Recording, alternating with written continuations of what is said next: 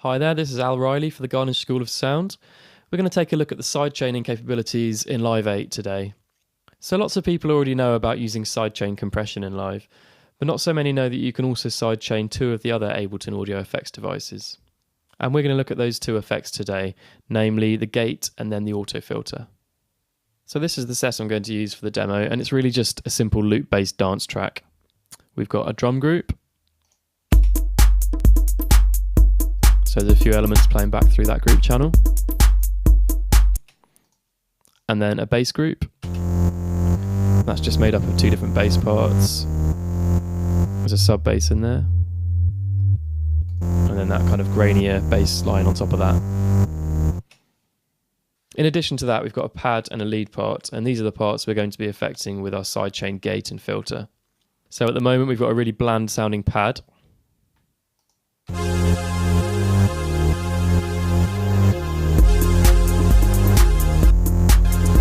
And a really boring lead line as well.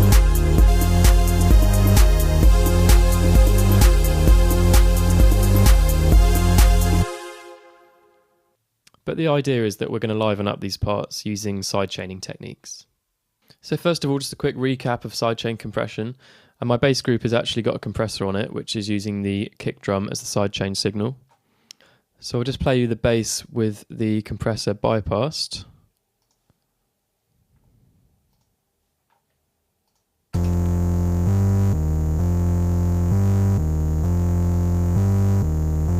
And now with the compressor in.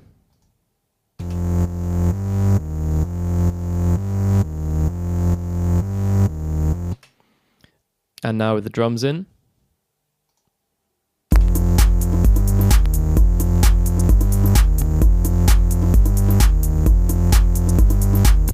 So you can hear that the bass line is reducing in volume every time the kick hits before swelling up again to full volume.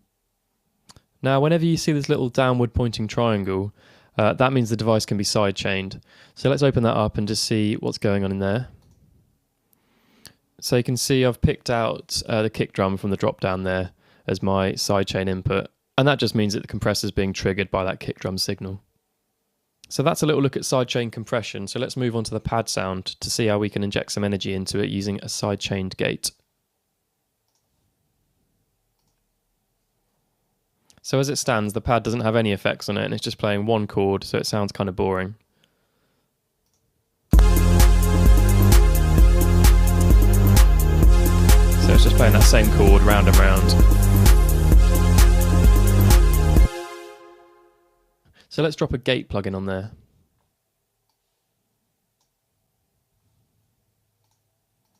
And normally the gate output depends on whether the input goes over a certain threshold.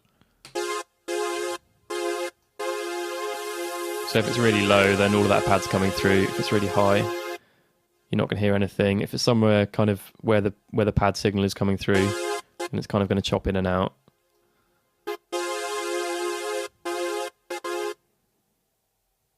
But we're going to click on the little sidechain triangle, turn on the sidechain, and choose a different signal to open and close the gate. So let's try our hi-hat. So we've just got to move down that threshold until you can actually hear some audio coming through there. And we can already hear that the hi-hat's just chopping that audio as it exceeds and goes below the threshold. So now it's just a case of tailoring the kind of attack, hold and release settings until you get a nice kind of sound that you're looking for. So longer attack is a kind of fade in. The hold is just going to mean the gate stays open for a little bit longer. And the release is just going to give it a sort of smoother fade out. And then you can fine tune essentially the threshold just by turning up the gain of that hi-hat up or down. So that sounds pretty good around there. And we've got this control down here that says -40, and that's just kind of the gate closed volume. So if it's -infinity, then it's complete silence when it's closed. If you take it up, it's kind of just a drop in level now. So it's kind of good at around -40, I think. So let's put our drums and bass back in and see how that's sounding. So we've gone from this kind of quite boring, simple chord to something that's rhythmically linked to the hi-hat in our drums.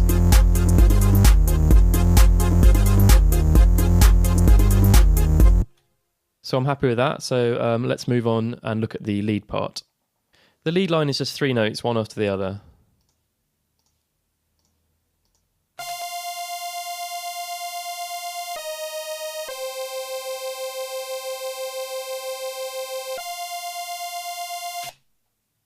Not very interesting on its own, so I'm going to drop an auto filter on it and get the filter cutoff frequency to move around depending on the level of some sidechain signal. So we drop an auto filter onto the lead track, and we'll just start by dialing in a basic low pass filter setting.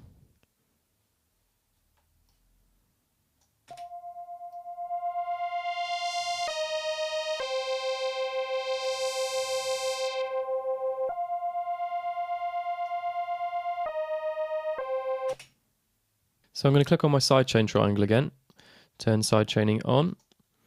And I want to pick out a different input this time, so not the hi-hat, but something still rhythmic. So I'm going to go with the bongo. And you'll hear now, if I just play this back, then nothing's going to have changed. So it's still just a filter that isn't moving around. And in order to have some effect from the sidechain, you actually have to turn up the envelope amount. So we'll try that again. So you can hear there's some sort of slight movement there, and now it's just a case of kind of tuning your filter until it sits properly. And maybe turning up the gain of that bongo.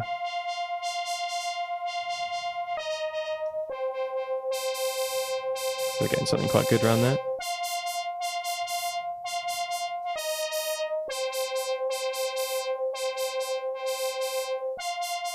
And again, you've got the sort of attack and release times to sort of sculpt how quickly that filter comes in and out.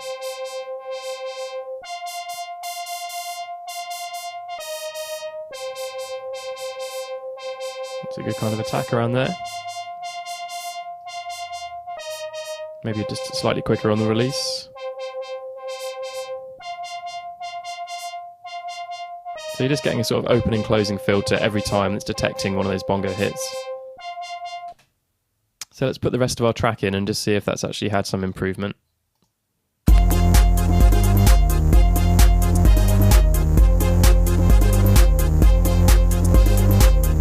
we've gone from this to this.